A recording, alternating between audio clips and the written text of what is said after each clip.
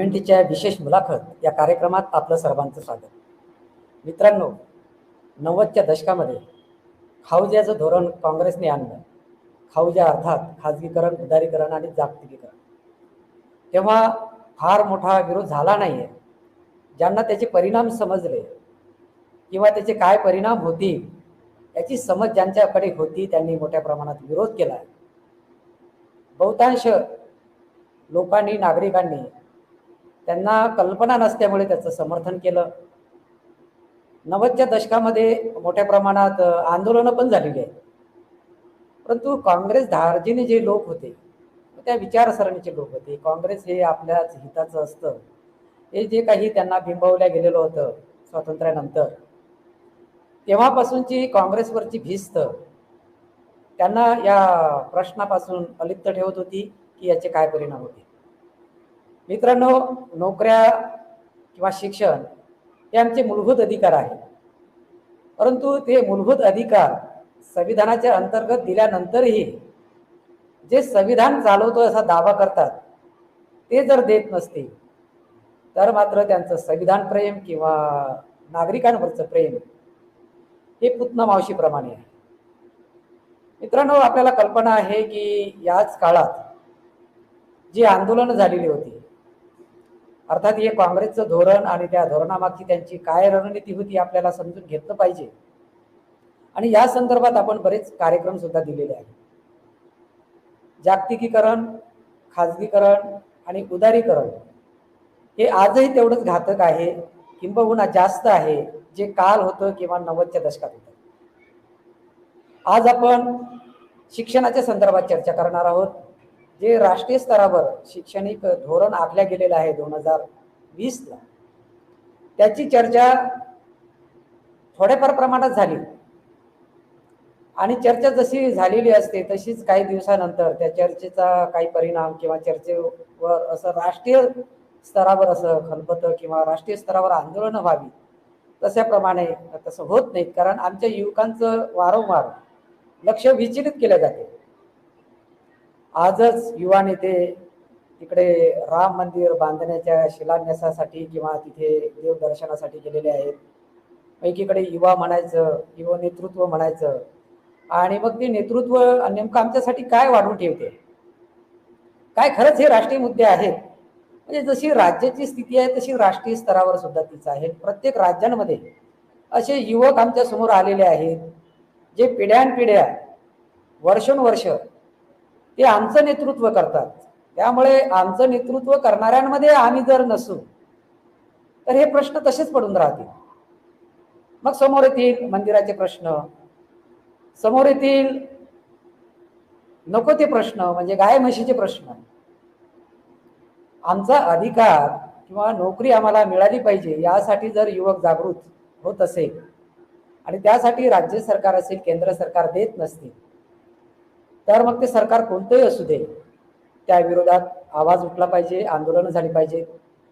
मित्रांनो, आजची चर्चा याच शिक्षण नीतीच्या संदर्भात आहे. जे शैक्षणिक धोरण आखल्या गेलेलं आहे 2020, त्याचे काय परिणाम होते हे आपण आपल्याला कल्पना आहे की आपण बघतोय की राजकारणाकडून ही अपेक्षा आपल्याला करता येणार नाही आहे. मात्र आपण जर आपली व्यवस्था स्थापित करू तेव्हा हे प्रश्न आपसुकच निकालात निघतील. युवकांना या संदर्भात जागृत करणे आणि जागृत होऊन आंदोलित करणे हा या आजच्या कार्यक्रमाचा उद्देश किंवा छोटासा प्रयत्न. आज आपल्यासोबत या विषयाची मांडणी करण्यासाठी प्राध्यापक डॉक्टर PS कांबळे सर आहेत कोल्हापूरवरून. सर, MNTच्या वतीने आपले स्वागत करतोय. मित्रांनो, कांबळे सर हे अर्थतज्ञ आहेत, त्याचबरोबर अर्थशास्त्र विभाग छत्रपती शिवाजी विद्यापीठ कोल्हापूर इथून आपल्यासोबत जोडलेले आहेत. आणि वारंवार सरांना आपण वेगवेगळ्या विषयाच्या संदर्भात बोलावत असतो. आजचा विषय सरांचा आवडीचा जरी असला तरी फार ज्वलंत असा विषय आहे, युवकांना समजून घेण्यासारखा विषय आहे. सर, पुन्हा एकदा आपले आभार व्यक्त करतोय. 2020 जे आपण म्हणतोय शैक्षणिक धोरण राष्ट्रीय स्तरावरचं लागू करण्याचे प्रयत्न सुरू झालेले आहेत आणि या संदर्भात आम्ही चर्चा पण केलेल्या आहेत की त्याचे काय परिणाम होतील. आजही विशेषतः इथला जो SC ST OBC आणि धार्मिक अल्पसंख्याक आहे, जो बहुजन समाजातून मोठ्या प्रमाणात हे प्रतिनिधित्व येते आहे, त्यांच्यावर होणारे परिणाम आपल्याला जाणून घ्यायचे आहेत. एकूणच या विषयाच्या संदर्भात आम्हाला जाणून घ्यायचं आहे की हे धोरण निश्चित काय आहे आणि हे धोरण आणण्यामागे सरकारचं किंवा सत्ताधाऱ्यांचं काय आपलं लक्ष आहे. विशेष महत्वाची गोष्ट म्हणजे आता 90-91 पासून जे काय खाजगीकरण शिथिलीकरण होत आहे, त्याचा पुढचा टप्पा म्हणून आपण या बदलांकडे बघू शकतो. बदल अपेक्षित असतात, आवश्यक असतात. बदलत्या कालावधीनुसार आपण बदल करणं आणि त्या बदलांना स्वीकारणं ह्या गोष्टी अपेक्षित आहेत, आवश्यक आहेत. पण हे जे बदल आहेत ते बदल त्याचे परिणाम आपण विचारामध्ये घेणं आवश्यक आहे. त्याचे सामाजिक परिणाम काय होऊ शकतील, त्याचे वंचितांवर परिणाम काय होऊ शकतील, त्याचे या व्यवस्थेवर काय परिणाम होऊ शकतील, या अनुषंगानं त्या परिणामांचा विचार करणं अत्यंत गरजेचं आहे. आता शिक्षण व्यवस्थेमध्ये परिवर्तन घडवून आणण्याच्या अनुषंगाने, बदल घडवून आणण्याच्या अनुषंगाने हे नवीन राष्ट्रीय धोरण हे आलेलं आहे. खरं म्हणजे या धोरणाची अंमलबजावणी या कोविडच्या कालावधीमध्ये हे धोरण संमत झालं, मान्य करून घेण्यात आलं. आणि विशेष महत्वाची गोष्ट म्हणजे सुरुवातीच्या कालावधीपासून या धोरणाच्या जडणघडणीचा जर आपण विचार करू लागलो तर आपल्याला असं लक्षात येतं की हे धोरण सुरुवातीला एकूण जवळपास 550, 550, 600 पानांचं असं होतं. आणि या 500, 550 पानांच्या या शिक्षण धोरणामध्ये बदल होत गेले, सूचना होत गेल्या, टीका टिप्पणी होत गेल्या, काही सूचना केल्या गेल्या. आणि आता जो फायनल ड्राफ्ट आहे तो फायनल ड्राफ्ट हा एकूण 65 पानांचा आहे. एकूण 65 पानांचा तो फायनल ड्राफ्ट आहे असं आपल्याला दिसतं.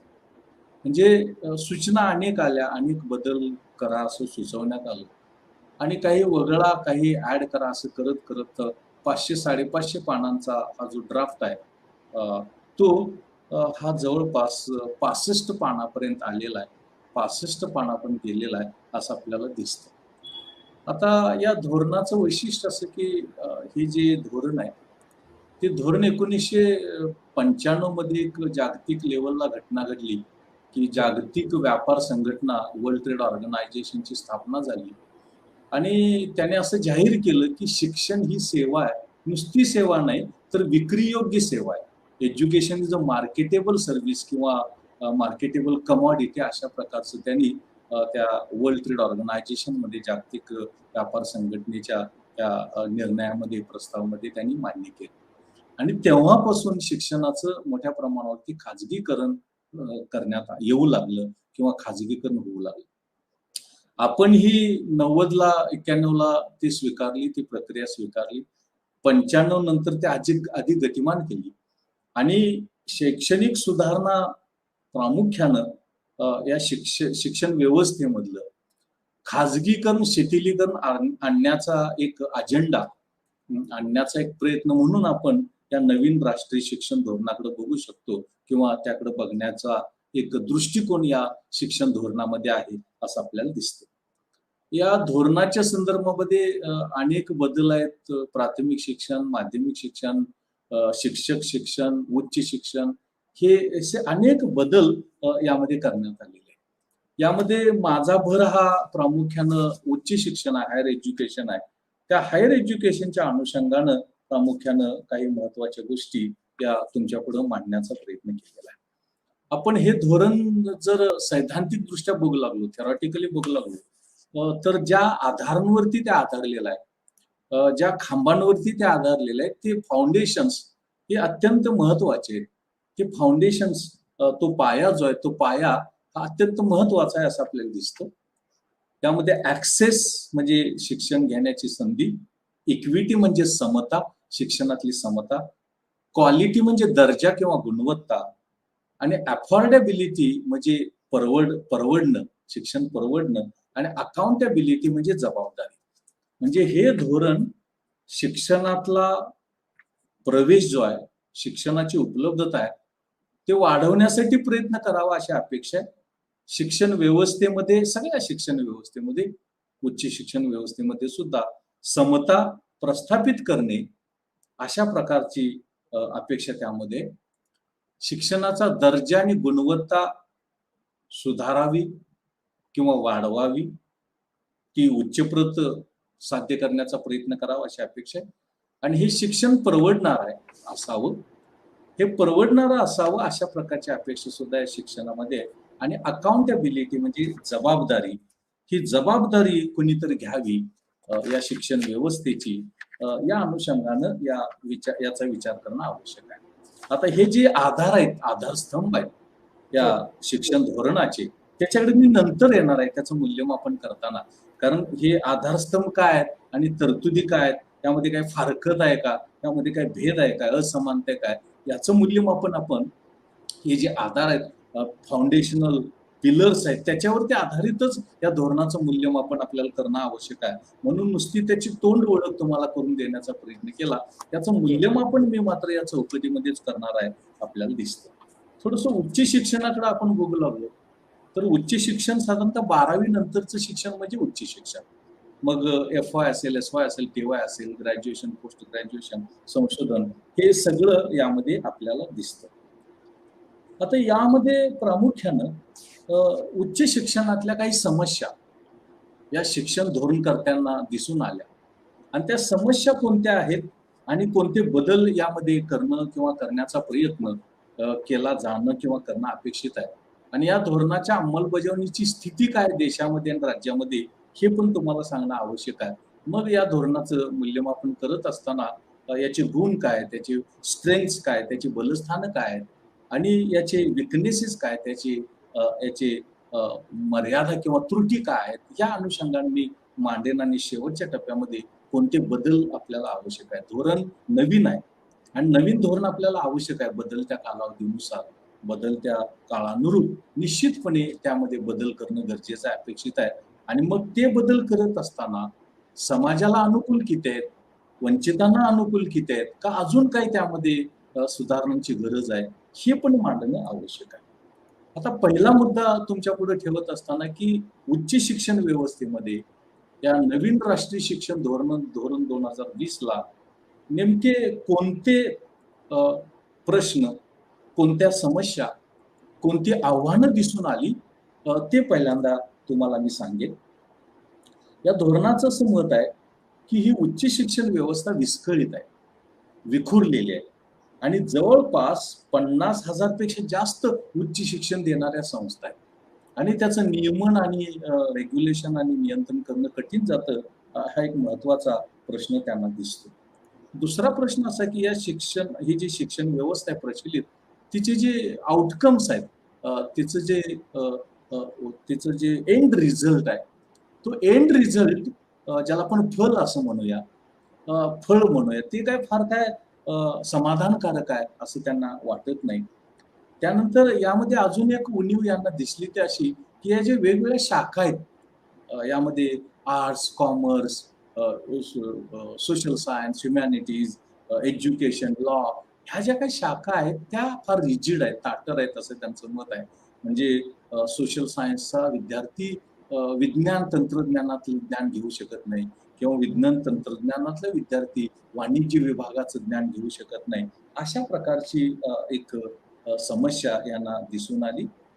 यामध्ये समस्येमध्ये त्याने असं म्हटलेलं आहे की सामाजिक आर्थिक वंचित घटकांना जो मिळणारा प्रवेश आहे किंवा मिळणारी जी उपलब्धता ते कमी आहे असं त्यांनी म्हटलेलं आहे. पण परिणाम काय होईल ते मी नंतर तुम्हाला सांगेन. यानंतर यामध्ये शिक्षकांना आणि संस्थांना स्वायत्तता द्यावी असं त्यांचं मत आहे. शिक्षक स्वायत्त असायला पाहिजेत, निश्चितपणे असायला पाहिजेत, पण स्वायत्तता ते किती असावी आणि संस्थेच्या स्वायत्ततेचे काय परिणाम होऊ शकतील. शिक्षक स्वायत्त झाला तर फार काय वाईट करणार नाही, कारण शिक्षक आहे, तो स्वतःला एका शिस्तबद्ध व्यवस्थेमध्ये मांडणार आहे तो. पण संस्था स्वायत्त झाली तर काय करू शकेल. आता स्वायत्त न झालेल्या संस्था सुद्धा काय करायला लागलेल्या आहेत ह्याचा संदर्भ मी थोडासा देईन. प्रामुख्यानं व्यावसायिक शिक्षणामध्ये मेडिकल एज्युकेशन, इंजिनिअरिंग एज्युकेशनच्या बाबतीमध्ये मी त्याचे काही दाखले आणि पुरावे आणि त्याची मांडणी मी करण्याचा प्रयत्न करेन. आणि विशेष महत्वाची गोष्ट म्हणजे त्यांचं असं मत आहे की उच्च शिक्षणामध्ये संशोधनाला महत्व आहे आणि संशोधनाला फंडिंग, निधीची जी उपलब्धता आहे ती निधीची उपलब्धता फार काय होत नाही, अशा प्रकारचं एक मत यामध्ये दिसतं. आणि विशेष महत्वाची गोष्ट म्हणजे यामध्ये अजून एक परिणाम जो आपल्याला दिसतो तो परिणाम असा की पदवीपर्यंतचं जे शिक्षण आहे ते फार गुणवत्ता प्रदान नाही, असे त्यांना या अनुषंगानं दिसते. या पार्श्वभूमीवरती शिक्षण व्यवस्थेमध्ये इन जनरल आणि उच्च शिक्षण व्यवस्थेमध्ये इन पर्टिक्युलर काही महत्वाचे बदल त्यांना करायचे. ते महत्वाचे बदल असं आहे की आंतरशाखीय, इंटरडिसिप्लिनरी शिक्षण व्यवस्था निर्माण करण्याचा प्रयत्न हा त्यांच्याकडून केला जाणार आहे. महाविद्यालय शिक्षण संस्था यांना स्वायत्तता देण्याकडे त्यांचा भर हा दिला जाणार आहे. विशेष म्हणजे अभ्यासक्रम अधिक आधुनिक, अधिक अपडेट, अधिक प्रगत करण्यासाठीचा प्रयत्न हा केला जाणार आहे. शिक्षण व्यवस्थेमध्ये प्रामुख्यानं उच्च शिक्षण व्यवस्थेमध्ये संशोधनाची प्रगती व्हावी यासाठी प्रामुख्यानं राष्ट्रीय शिक्षण संशोधन निधी अशा प्रकारचा एक निधी निर्माण करण्याचा प्रयत्न हा केला जाणार आहे. आणि प्रामुख्यानं यामध्ये प्रामुख्यानं स्वायत्तता, ॲटॉनॉमीला फार महत्त्व दिलं जाण्याची शक्यता ही यामध्ये आपल्याला दिसून येते. आणि जे नियमन आहे ते अधिक कडक करण्याचा प्रस्ताव आहे. अधिक कडक, लाईट बट टाईट अशा प्रकारचं त्या ॲडमिनिस्ट्रेशन हे त्यांना अपेक्षित आहे असं आपल्याला दिसतं. तिसऱ्या टप्प्यामध्ये या नवीन राष्ट्रीय शिक्षण धोरणामध्ये नेमक्या तरतुदी महत्वाच्या, अर्थात माझा भर हा उच्च शिक्षणाच्या संदर्भामध्ये असेल, तो काय आहे तो मी तुम्हाला सांगेन. यामध्ये असं अपेक्षित आहे की साधारणतः 3 प्रकारच्या विद्यापीठ, कॉलेजेस किंवा शैक्षणिक संस्था निर्माण करण्याचा प्रयत्न या नवीन राष्ट्रीय शिक्षण धोरणाअंतर्गत केला जाणार आहे. एक म्हणजे फक्त संशोधन करणारी विद्यापीठं की त्यांनी नुसतं संशोधन करायचं. दुसरं नुसतं शिकवणारे टीचिंग युनिव्हर्सिटीज, नुसतं शिकवणारीच विद्यापीठं करायची. आणि तिसरं फार महत्वाचं आहे स्वायत्त आणि डिग्री देणारी महाविद्यालय, म्हणजे पदव्या देणार, स्वायत्त आणि पदव्या देणारी महाविद्यालय असं निर्माण करण्याचा उद्देश हा त्यामध्ये आहे. आंतरशाखीय संस्था निर्माण केल्या जाणार आहेत. आता एका शाखेचं असं महत्व राहणार नाही. आणि विशेष महत्वाची गोष्ट म्हणजे या ज्या जो उच्च शिक्षणातला जो पटसंख्या आहे, ज्याला आपण ग्रॉस एनरोलमेंट रेशो असं म्हणतो, तो ग्रॉस एनरोलमेंट रेशो आताचा 26% आहे. तो 2030 पर्यंत हा साधारणतः 50% तो न्यायचा आहे असं एक आपल्याला दिसतं. एक महत्वाची तरतूद यामध्ये आपल्याला दिसते ती अशी की साधारणतः टप्प्याटप्प्यानं जे कॉलेजेसची, महाविद्यालयांना जे ॲफिलिएशन असतं, संलग्नीकरण असतं विद्यापीठाशी, ते संलग्नीकरण हे हळूहळू बंद करायचं आहे आणि साधारणतः महाविद्यालय स्वायत्त करायचे, अशा प्रकारची तरतूद ही यामध्ये आपल्याला दिसते. यामध्ये साधारणतः जो महत्वाचा बदल या शिक्षण धोरणामध्ये जो केला जाणार आहे तो महत्वाचा बदल असा की यामध्ये प्रामुख्यानं आता पदवी जी आहे, पदवी, ती पदवी 3 वर्षाची आणि 4 वर्षाची अशी दोन प्रकारच्या पदव्या असतील. आणि जे पदव्युत्तर शिक्षण आहे, ज्याला आपण पोस्ट ग्रॅज्युएशन असं म्हणतो, ते पदव्युत्तर शिक्षण हे 1 वर्षाचं आणि 2 वर्षाचं केलं जाणार आहे. आणि यामध्ये मल्टिपल एंट्री, मल्टिपल एक्झिट असं आहे की विद्यार्थी प्रवेश करू शकतो शिक्षण व्यवस्थेमध्ये आणि त्याला असं वाटलं की आपण शिक्षण व्यवस्थेच्या बाहेर जावं, रोजगार करावा, व्यवसाय करावा, तर त्यासाठी साधारणतः त्याला परवानगी मिळेल प्रवेश घेणं आणि व्यवस्थेतून बाहेर पडणं. यामध्ये एमफिलचं जे प्रोग्राम आहे तो एमफिलचा प्रोग्राम हा बंद केला जाणार आहे आणि फक्त PhDचा प्रोग्राम हा चालू ठेवला जाणार आहे. अशा प्रकारची तरतूद ही या शिक्षण व्यवस्थेमध्ये आहे. विशेष महत्वाची तरतूद जी आहे की इथून पुढच्या कालावधीमध्ये या शिक्षण धोरणाची अंमलबजावणी सुरू झाल्यानंतर महाविद्यालयामधल्या शिक्षण संस्थेमधल्या विद्यार्थ्यांची संख्या किमान 3,000 पाहिजे.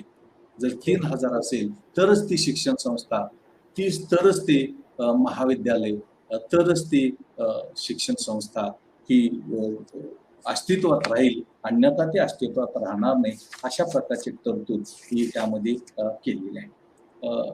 टीचर एज्युकेशनमध्ये शिक्षकाच्या शिक्षण व्यवस्थेमध्ये बदल केलेला आहे. 2 वर्षाचं 4 वर्षाचं BEd अशा प्रकारच्या बदल यामध्ये करण्याचा प्रयत्न केलेला आहे.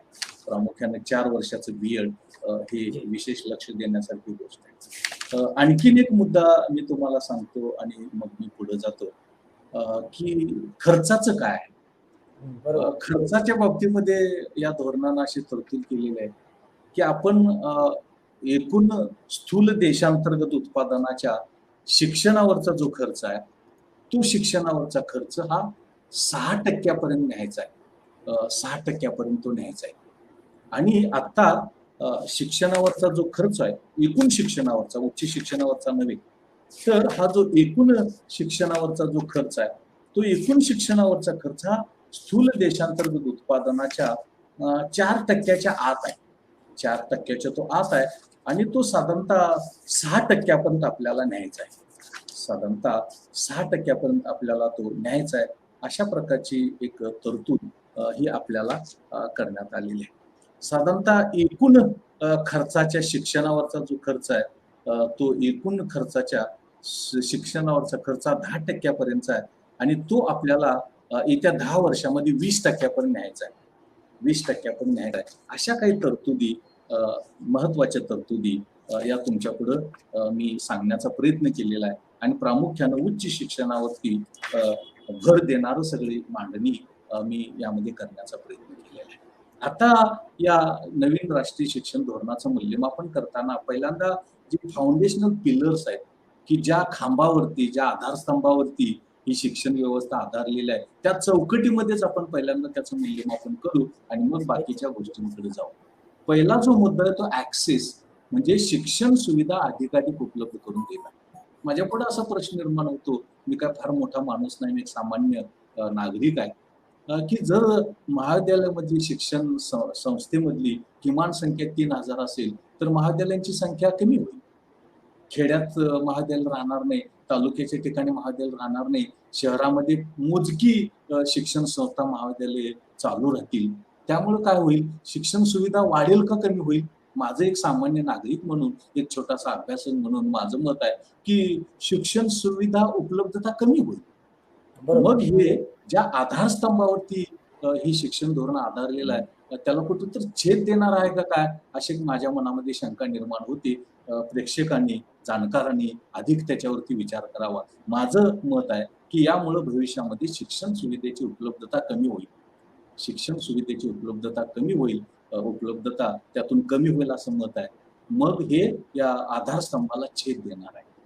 बरोबर. दुसरी समता प्रस्थापित होईल का, की जेव्हा आपण शिक्षणाचं अधिकाधिक खाजगीकरण करू, अधिक शिक्षण संस्थांना स्वायत्तता देऊ, त्यावेळेला हे शिक्षण संस्थांनी, कॉलेजेस काय करतील की प्रामुख्यानं आपल्याला उत्पन्न महसूल मिळवून देणाऱ्या विद्यार्थ्यांना प्रवेश देतील आणि त्यामुळे जो वंचित घटक आहे किंवा हा जो मागास समाज आहे त्यातल्या विद्यार्थ्याला प्रवेश मिळेल का नाही अशी एक शंका माझ्या मनामध्ये निर्माण होते. तुम्ही पण त्याची शहानिशा करण्याचा प्रयत्न करा, तुम्ही पण त्याचं विचार मंथन करा. त्याचं एक उदाहरण सांगतो मी तुम्हाला. 95 नंतरच्या कालावधीमध्ये इंजिनिअरिंग महाविद्यालय, मेडिकल महाविद्यालय फार मोठ्या प्रमाणात खाजगीकरण झालं. एवढे आपण व्यावसायिक महाविद्यालय पण MBA, BBA, BCA यांची फार मोठ्या प्रमाणात आपण महाविद्यालय सुरू केली. प्रत्येक कॉलेजमध्ये आपण BBA चालू केलं, प्रत्येक कॉलेजमध्ये BCA चालू केलं. आज मला सांगायला दुःख वाटतं, मोजक्या कॉलेजमध्ये BBA आणि BCA चालू आहे आणि त्याचा जो इंटेक आहे, कुठे 60चा इंटेक आहे, कुठं 100चा इंटेक आहे, तो भरतोच असं नाही. मग बाकीच्या महाविद्यालयामधलं हे BBA BCA का बंद झालं? त्याचं सॅच्युरेशन झालं. आपण कुठलाही विचार न करता परवानग्या देत गेलो आणि त्याची उपलब्धता करत गेलो आणि ते महाग आहे, फी देऊन ते शिक्षण होतं आणि त्यामुळे बऱ्याच विद्यार्थ्यांनी त्यातनं पाठ फिरवली. इंजिनिअरिंग आणि मेडिकल शिक्षणाची पण अवस्था तशीच आहे. APJ अब्दुल कलामांनी सांगितलं होतं की आपल्या देशामध्ये तरुणांचा देश आहे. साधारणतः 15 ते 29 वयोगटामधले जे विद्यार्थी आहेत, ते 15 ते 29 वयोगटामधल्या विद्यार्थ्यांची संख्या ही सगळ्यात जास्त आहे आणि साधारणतः 60% पुढे आहे. आणि त्यामुळे याच लोकांच्या हातामध्ये देशाचं भवितव्य आहे. आणि म्हणून एपीजे अब्दुल कलाम माजी राष्ट्रपती तरुणांना सातत्यानं मोटिवेट करण्याचा, इन्स्पायर करण्याचा ते सातत्यानं प्रयत्न करत होते. जर यामध्ये शिक्षणाची व्यवस्था जर कमी झाली तर मग हे सगळ्यांना मिळणार का शिक्षण, असा एक प्रश्न माझ्यासारख्या सामान्य नागरिकापुढं निर्माण होतो. विशेष महत्वाची गोष्ट अशी की हे असं म्हणतं की त्यातून दुसरा जो मुद्दा आहे तो समता प्रस्थापित होणार नाही, तर विषमता वाढत जाईल.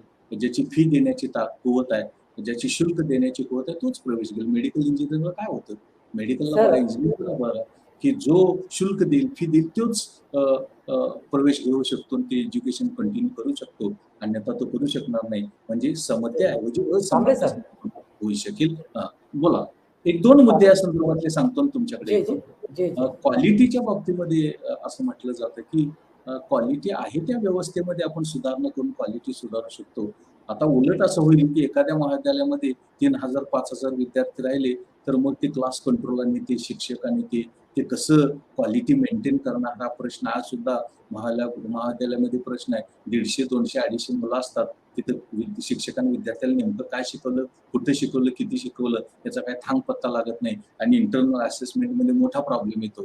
तर पुन्हा याची तीव्रता वाढत जाईल आणि त्यामुळे क्वालिटी चा जो मुद्दा आहे तो मागे पडेल का, असे मला यामध्ये दिसतं. अफोर्डेबिलिटी म्हणजे परवडणारं शिक्षण. जर आपण शिक्षणाचं खाजगीकरण करू लागलो, स्वायत्तता देऊ लागलो, शुल्क आकारण्याचं स्वातंत्र्य दिलं, तर कुठली शिक्षण संस्था शुल्क वाढवण्याचा प्रयत्न करणार, नफा मिळवण्यासाठी प्रयत्न करणार, अधिक महसूल मिळवण्यासाठी प्रयत्न करणार आणि मग त्यातून हे शिक्षण परवडणारं होणार का, हा एक प्रश्न निर्माण होतो. आणि अकाउंटेबिलिटी, जबाबदारी. जर सरकारची हस्तक्षेप कमी असेल, सरकारचा या शिक्षण व्यवस्थेमधला भूमिका जर कमी होत असेल, तर मग जबाबदारी कोण घेणार? एखादं महाविद्यालय सामाजिक दृष्टिकोनातून जबाबदारी घेईल का? एखादी शिक्षण संस्था सामाजिक एक इन्क्लुजन आणण्याच्या दृष्टीनं जबाबदारी घेईल का? आणि माझं स्पष्ट मत आहे ते घेणार नाही. ते बरोबर. असं म्हणेल की जो फी देईल, ज्याला परवडेल तो त्याला येऊ द्या, ज्याला परवडत नाही, जो फी देऊ शकणार नाही, त्याला काय घेण्याची गरज नाही, त्याच्याशी आमचं देणं घेणं नाही. म्हणजे जबाबदारी, संविधानाने जी शिक्षणाची जबाबदारी दिली, राईट जो दिला, त्याची जबाबदारी सरकारची आहे. खाजगी क्षेत्र, खाजगी संस्था ती जबाबदारी घेणार नाही. आणि म्हणून ज्या आधारस्तंभांवरती, ज्या पिलर्सवरती हे शिक्षण धोरण आधारलेलं आहे, त्या चौकटीमध्ये पुन्हा एकदा आपण हे धोरण जर आपण त्याचं मूल्यमापन, परीक्षण करू लागलो, तर मला वाटतं या चौकटीमध्ये आपल्याला आधारस्तंभाच्या या धोरणामध्ये बदलांची गरज आहे. तशा प्रकारचे बदल अपेक्षित आहे असं मला वाटतं. तुमच्याकडे चला जीवन. जी सर, तुम्ही सुरुवातीला सांगितलेलं आहे की शिक्षण ही सेवा आहे आणि त्यांचा असा आरोप आहे की तुम्हाला तुमच्या शिक्षणावर जो खर्च होतोय त्याचा जो परतावा आहे किंवा त्याचे रिटर्न मिळत नाही, त्याच्यामुळे तुम्हाला शिक्षण का द्यावं असा त्यांचा प्रश्न असतो. म्हणूनच ते शिक्षणावर जो खर्च आहे तो इतर देशाच्या तुलनेमध्ये खूप कमी करत आहेत आणि ज्या काही त्या समित्या निवडतात त्यांचे तसे रिपोर्ट आलेले आहेत की त्या प्रमाणात रिटर्न मिळत नाहीये ज्या प्रमाणात खर्च केला जातो. याविषयीचं आपलं काय मत आहे? काय रिटर्न आम्ही देत नाही? तुम्ही एक प्रोफेसर आहात, बौद्धिकदृष्ट्या तुम्ही हे सगळं रिटर्न देत आहात. माझं तर असं मत आहे की आपण शिक्षणाची तुलना एखाद्या कारखान्याशी करू शकत नाही.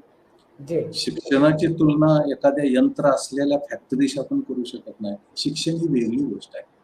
शिक्षण हे व्यक्तिमत्व घडवते, शिक्षण हे समाज घडवते, शिक्षण हे समाज व्यवस्थेमध्ये एक सामाजिक स्थैर्य, एक आस्था, आपुलकी, जिव्हाळा, एक समावेशकता निर्माण करण्याचं साधन आहे.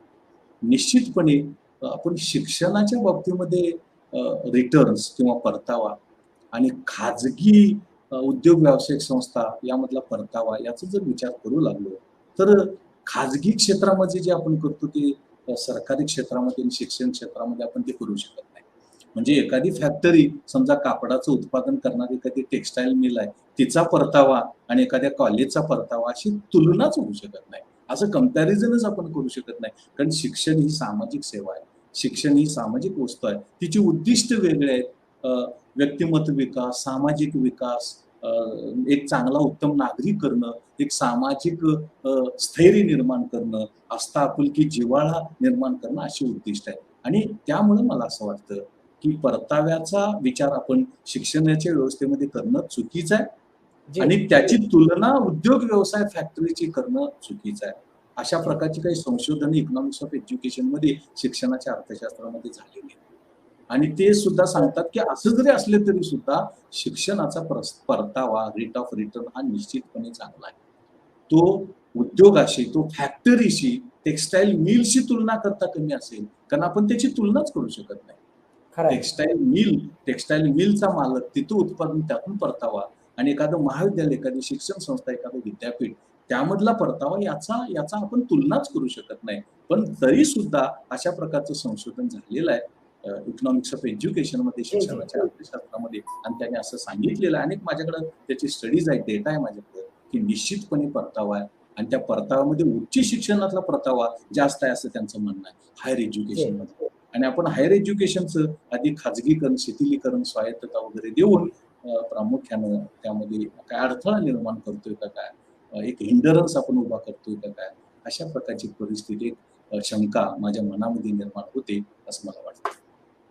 सर, केवळ शंकाच नाही आहे, की हा संविधानाच्या अंतर्गत जे आम्हाला आमचे मानवी अधिकार, मानवी हक्क मिळाला पाहिजे, शिक्षण हे त्यापैकी एक आहे. आणि संविधानाच्या अंतर्गत जर ते देत नसतील तर हा संविधानाशी द्रोह आहे, समाजाशी द्रोह आहे. शेवटचा प्रश्न तुमच्यासाठी, की काय करता येईल हा समाजद्रोह किंवा देशद्रोह होत असेल तर सर्वसाधारण नागरिकांनी शिक्षणाच्या संदर्भात आणि व्यवस्थेच्या विरोधात काय केलं पाहिजे, शेवटचा प्रश्न. मुख्य महत्वाची गोष्ट म्हणजे या धोरणाच्या अंमलबजावणीचा विचार करता एक कर्नाटक राज्य आहे की तिथं अंमलबजावणीचे प्रयत्न चालू आहेत.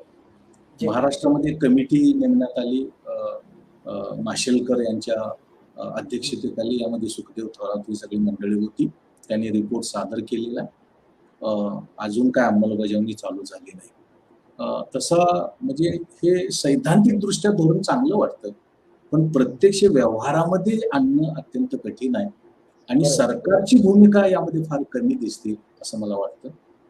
निश्चितपणे आपल्या सगळ्यांना बदल पाहिजे. आपण 21व्या शतकामध्ये विज्ञान तंत्रज्ञानाच्या युगामध्ये या सगळ्या गोष्टी खऱ्या आहेत. पण ते करताना संविधानाचं भान ठेवावं, सरकारच्या भूमिकेचं भान ठेवावं. 1966ला कोठारे कमिशनने सांगितलं शिक्षणावरचा खर्च किमान स्थूल देशांतर्गत उत्पादनाच्या 6% असावा. आपण 2022 मध्ये पण तेच म्हणा लागलोय, आम्ही आता सरकारचा खर्च शिक्षणावरचा 6% पण घेणार. म्हणजे 66 कुठं आणि 22 कुठं, त्याच्या 150 वर्षापूर्वी शाहू महाराजांनी सांगितलं होतं शिक्षणावरचा खर्च हा किमान एकूण उत्पन्नाच्या 6% असावा. म्हणजे आपण कुठं चाललोय ही सरकारची भूमिका आपल्याला त्या अनुषंगाने विचारात घ्यायला पाहिजे. संविधानानं शिक्षणाचा अधिकार दिलेला आहे आणि शिक्षक जगण्याचा अधिकार, एक जगण्याचा अविभाज्य अंग म्हणून आपण शिक्षणाकडे बघायला पाहिजे. आणि म्हणून मला असं वाटतं की त्या शिक्षण धोरणाचं एकदा संविधानाच्या चौकटीमध्ये परीक्षण करावं. या शिक्षण धोरणाचं एकदा त्याचे जे आधारस्तंभ आहेत, पिलर्स आहेत, फाउंडेशनल पिलर्स, त्याच्या चौकटीमध्ये मूल्यमापन करावं. याचं सामाजिक मूल्य समाज व्यवस्थेवरती, वेगवेगळ्या सामाजिक गटांवरती काय होऊ शकतील, मग सामाजिक वंचित घटक, अनुसूचित जाती, जमाती, ओबीसी, मुस्लिम, अल्पसंख्याक यांच्यावरती काय परिणाम होऊ शकतील हे पण एकदा तपासावं. आणि हे सगळं बघितल्यानंतर की मला असं वाटतं की त्याचा फीडबॅक जो येईल तो फीडबॅक निश्चितपणे या धोरणाला विरोध करणारा असेल. जी मी सर. म्हणेन की त्यातले जे फीडबॅकातून ज्या काही सुधारणा येतील त्या सुधारणा यामध्ये घालाव्यात आणि यामध्ये बदल करावेत. उदाहरणार्थ एखाद्या महाविद्यालयामध्ये विद्यार्थ्यांची संख्या किमान 3000 पाहिजे, शक्यच नाही.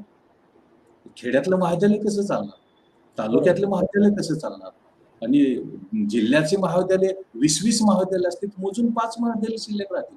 आता बीएड सारखे एज्युकेशन त्याची संख्याच 50 असते, तिथं कुठे 3000 संख्या आपण आणणार. हे सगळ्या अत्यंत गंभीर गोष्टी आहेत. यामध्ये पुन्हा 4 वर्षाचं BA, 5 वर्षाचं BA, एमफिल बंद करणं, एमफिल रिसर्चचं एक फाउंडेशन निर्माण करणार होतं, ते का आपण बदल करतोय? त्याचा परिणाम काय होऊ शकेल शिक्षणाच्या विद्यार्थ्यांच्या संशोधनावरती, शिक्षकांच्या वर्कलोडवरती, त्याचा पण आपण विचार करायला पाहिजे. MA पण तिथं पण द्विधा अवस्था आहे. 5 वर्ष 2 वर्षाचं पण MA, पोस्ट ग्रॅज्युएशन 1 वर्षाचं पण आहे. ते नेमकं कसं करायचं? मल्टिपल एंट्री कधी पण यावं, कधी पण जावं का? का ज्यानं तसं केलेलं आहे त्यालाच द्यावं? अशा पण अनेक द्विधा अवस्था आहेत.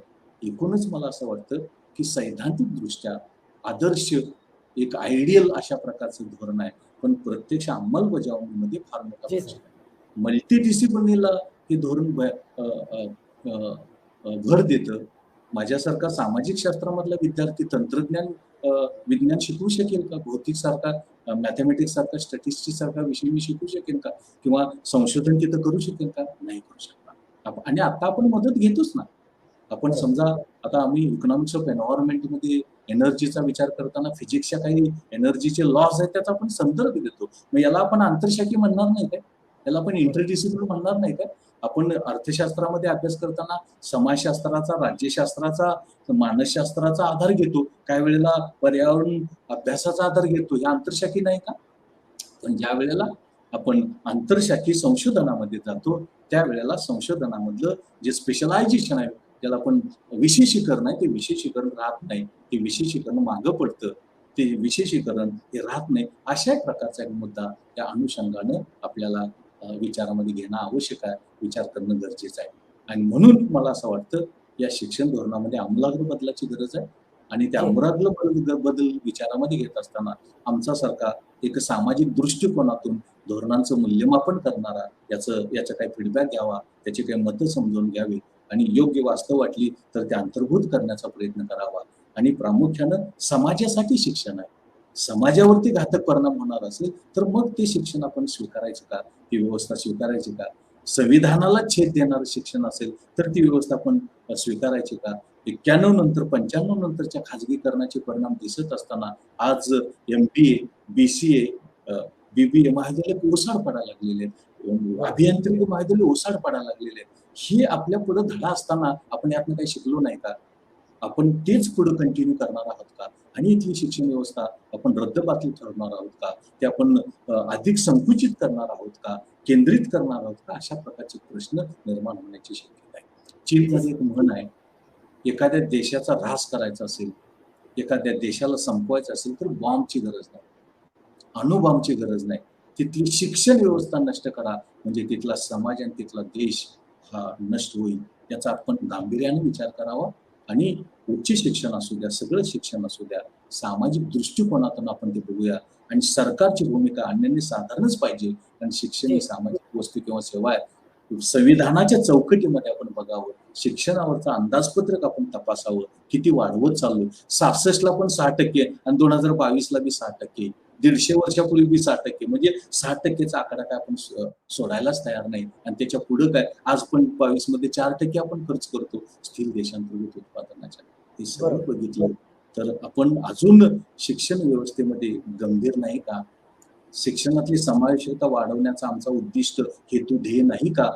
अशा प्रकारची शंका निर्माण होण्याची शक्यता आहे. माझं म्हणणं एवढंच आहे, संविधानाचा आधार घ्या, संविधानाच्या चौकटीमध्ये व्यवस्था निर्माण करा, सामाजिक परिणाम विचारामध्ये घ्या आणि ते सगळे बदल अंतर्भूत करा. हा या धोरणामध्ये असे बदल करा आणि ते त्याची अंमलबजावणी करा. नवीनाला आमचा विरोध नाही, नवीनाबद्दल आमच्या मनामध्ये आकस नाही, पण त्याचे सामाजिक परिणाम तपासा, वंचितांवरचे परिणाम तपासा, संविधानाला छेद देणार आहे काय ते बघा, सरकारची भूमिका वाढत आहे का कमी होत आहे ते बघा आणि मग ते धोरण स्वीकारा. एवढी एक अपेक्षा आणि प्रामाणिक इच्छा आहे असं मला वाटतं. जी, धन्यवाद सर. राष्ट्रीय नवीन शिक्षण धोरण 2020 या संदर्भातली माहिती आपण दिलेली आहे की याचे काय परिणाम होतील. मित्रांनो, इतर देशाच्या तुलनेमध्ये भारतात शिक्षणावर जो खर्च होतो तो खूप कमी होतो आणि सरांनी सांगितलेलं आहे की ते उच्च शिक्षणावर त्याचा मोठ्या प्रमाणात परिणाम होईल. आणि त्या म्हणीचाही संदर्भ दिलेला आहे की या देशाला जर उद्ध्वस्त करायचं असेल तर युवकांना नोकऱ्याच काय, शिक्षणही देऊ नका. शिक्षण जर त्यांना मिळालं नाही तर हा देश आपोआप उद्ध्वस्त होईल. देशाला वाचवायचं असेल, समाजाला वाचवायचं असेल तर शिक्षण महत्त्वाचं आहे.